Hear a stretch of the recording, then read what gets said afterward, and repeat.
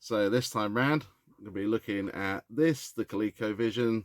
Although not so much the console, it's going to be more the controllers. This console actually works pretty good. It's not had a composite mod yet, it's just the RF out, but it's a pretty clean picture. And at some point I will be doing that mod on it. But for now, it's the controllers. So what I just said in that intro, completely disregard it. It's all about opening this up and seeing what's happening inside. So without a controller in it, everything's not working right. So it's like the controller's being connected, even though there is no controller being connected. So from that regards, we're going to have a look in here now and see what's going on. First thing, just look at the power supply here. See, you got a plus 5 volts, minus 5 volts, and a plus 12 volts. And again, Coleco went with their own kind of bespoke 4-pin connector for the back. On the front, we got the expansion slot. On the top is the cartridge port. At the back is just where we plug our power in, and the RF leads straight out the back. If you plug it in with no cartridge, that's what you get. Plug it in with a cartridge.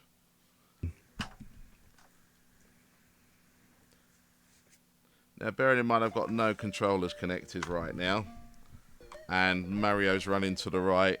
I haven't selected what game level or anything either. So if I plug a controller in, as you can see, I can move him to left, I can make him jump, but as soon as I let go, he's just automatically pulling to the right. So initially when I tested this console, I just assumed it was the controller that was the issue. It's only when I tried it with nothing plugged in that I realised what was happening, that there is something else going on here.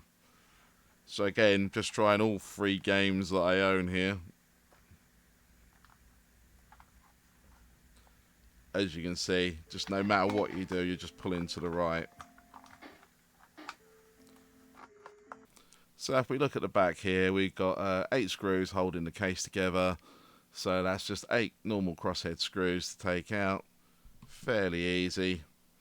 The challenge comes with separating the 2 parts. So that front panel, you can take it off, but it means you've got to take this sticker off the front, which basically means that sticker is not going back on again, or not going back on again cleanly. But there is a way of separating this without having to remove that and take them screws out. So the bottom half slots into that front fascia. So what I've done, I've sped this up times 16 just to give you an idea of how long this takes to do it this way. It does take a lot of persuading, but eventually it does come apart. If it's been apart before, it usually comes apart a lot easier. But because this one I don't think has ever been apart, it's definitely a little bit more challenging.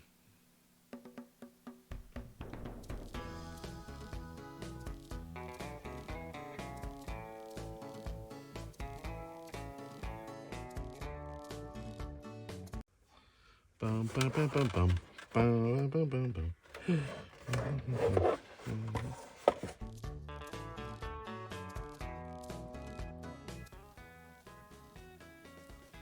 And then after a while, just basically pushing it back on that bottom half, eventually it does come out. And here we are inside. Just remember to remove the switch cover and the reset button as well, just because again they'll get lost otherwise. So another common issue with a Colecovision, if you're getting trouble, things not coming up right, is usually the power switch. And that usually fixes a lot of troubles. Here, we know the power switch is fine. We know our issues lies with something else inside here. So just removing the top shielding. Just got to take that little grommet out the side that protects the cables going through there. Again, we just got a couple more screws in here, just holding the ball down. So one in the corner there, and then this one just above the cartridge port. We can remove that. Just got to unslot it from the lower shielding there.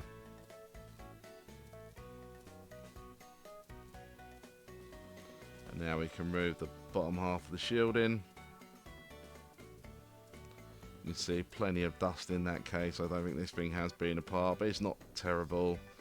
Now just using some solder there just to warm it up, just to remove that from the RF shield so I can remove that shielding completely.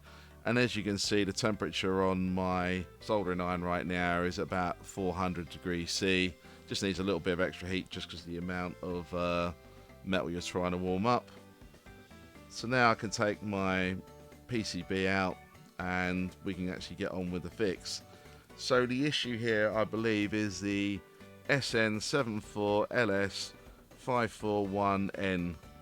Now what this chip actually does, it's a 3 to 8 bit converter, so it's an 8-channel 5 volts bipolar buffer with 3 state outputs, and as you can see there's one for controller 1 and then there is one for controller 2 right next to each other, right next to that little set of, I believe it's a resistor bank next to it there. So again, just using my heated tweezers here, it's quite easy to get these chips out. Just got to clean the holes out afterwards. Didn't have to go over it with any fresh solder or low temperature solder, rather than using the solder sucker. And as you can see, it removes it quite nicely. I think that track tried to lift a little bit because I can see a little bit of the coating has come away. But again, I'll bell it out in a little bit just to make sure that it's still making a good connection to where it needs to be. And so as you can see to the right of the screen there now, that's the one for controller 2. I'm going to leave that one in for now because I'm not sure if that one's working or not because we didn't get that far to test it. That point's now fine, just tested that. So unfortunately I don't have a 20-pin dip IC socket. So what I'm going to do, I'm just going to use 2 6-pins and 1 8-pin. So this way at least I can just remove and insert another chip in the future if it goes bad again. So the chips I'm using are used chips. As I say, I have another Colecovision. That one's very faulty, but I thought for now, just as a donor, I will use a chip from there. The good thing is these chips are still manufactured in 2023, so fairly easy to get hold of and fairly cheap as well. You're going to pay something like £2 or £3 for them. Again, probably similar in dollars, probably about $3 or $4, something like that. So now with this new chip in there, we're just going to try it out again. No controllers connected right now, just to see what we get.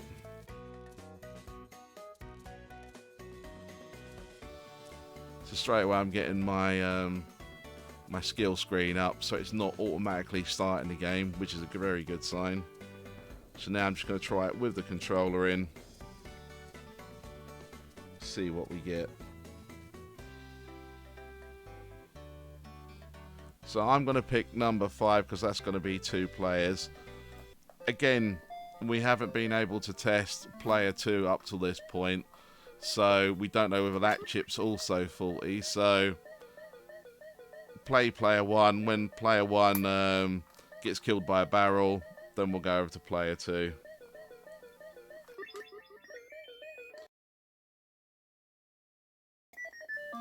That's player 1 done. So what I'm going to do, I'm going to still use player 1 controller just to make sure that can't move Mario at all. Or in this case, he was Jumpman at this point, so...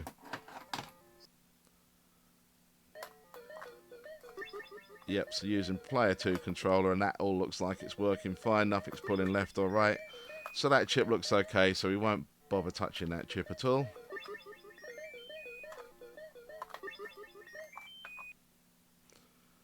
Again, just to be 100% sure the chip was faulty and it wasn't just a lifted track or something silly like that, I'm just going to try that original chip back in there again, just to see if it recreates the issue. Hopefully it does. That way it proves 100% it was that chip that was faulty. And as you can see straight away, we didn't have our selection screen. Mario stroke Jumpman's pulling to the right, so definitely that chiplet's the issue. Now I'm just trying to get this all back together again. So I've got the lower shielding in there, just got to slot the PCB through the expansion port part of the front. Now just putting the top part of the shielding back on again. Just got to put this grommet back through here.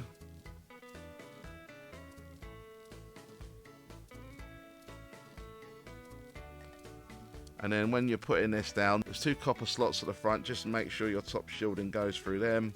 Otherwise it just will not locate properly. And now that can be screwed down. Just going to solder the earth braid over back onto the RF connector so everything's shielded again. Just give it a little tug, that's fine.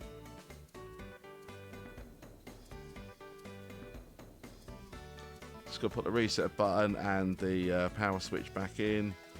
And now just to get this top cover back on. And getting it back on is a lot easier than getting it off. So again, just kind of slots underneath. Just got to put this little plate in on the back. Again, on the US version, this will be where your connector cables for your TV will be. On the UK version, as I say, it's internal. That leads internal. Don't know why they did it that way. There was obviously a logical reason for it, but the good thing is if I do decide to do an RCA mod on this console, at least I've got that plate that I can use to put it there. So I just thought I'd open up this other controller as well. As I say, I've never tested it. It's a used controller, should be fine, but just thought I'd put that in player 1 spot. So again, the other great thing with the Colecovision is that you can store your controllers on the console itself. The other great thing that you're able to disconnect them quite easily. The Intellevision had them wired in permanently, so you had a faulty controller, you couldn't do anything with it. Coleco, at least you can do that. Again, I don't understand why, for example, Nintendo on the family computer or Famicom, they did have this feature where you could store your controllers. On the US and the UK version, they didn't have that. So I've got an American version of Donkey Kong and a UK version of Donkey Kong.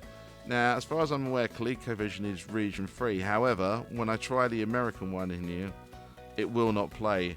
And when I look at the bottom on the pins, the pin formation is slightly different. So I don't know, I believe there are certain games that aren't cross-compatible, and maybe Donkey Kong's one of them.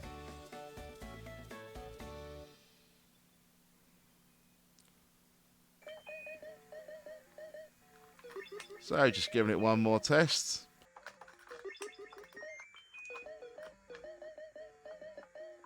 And that looks all good. I'll see you in the next one.